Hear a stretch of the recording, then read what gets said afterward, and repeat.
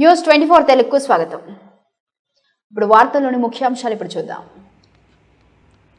44వ జాతీయ రహదారి జడ్చర్ల మాచవరం వద్ద హైడ్రోక్లోరిన్ యాసిడ్ ట్యాంకర్ను ప్రైవేట్ ట్రావెల్స్ బస్సు ఢీకొట్టిన ఘటనలో త్రుటిలో భారీ ప్రాణ నష్టం తప్పింది.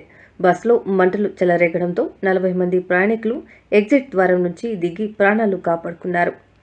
సంఘటన స్థలానికి సకాలంలో చేరుకున్న జడ్చర్ల ఫైర్ సిబ్బంది మంటలు ఆర్పివేయడంతో ప్రయాణికులు ఊపిరి పీల్చుకున్నారు. Jagan private travels bus Chittoor నుండి హైదరాబాద్ వెళ్తూ ఉండగా జడ్చర్ల మండలం మాచారం వద్ద ఘటన చోటు చేసుకుంది. మన ట్యాంకర్ కొంచెం లీక్ అవడం జరిగింది.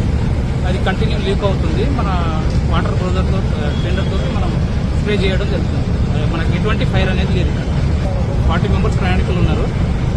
నెక్స్ట్ వచ్చేసి మనకు అది ఫైర్ కావడానికి అవకాశం అయితే లేదు. అది హైడ్రోక్లోరిక్ యాసిడ్ క్షేమంగానే ఉన్నారు. సో వాళ్ళు కూడా వేరే బస్సులో పంపించేసి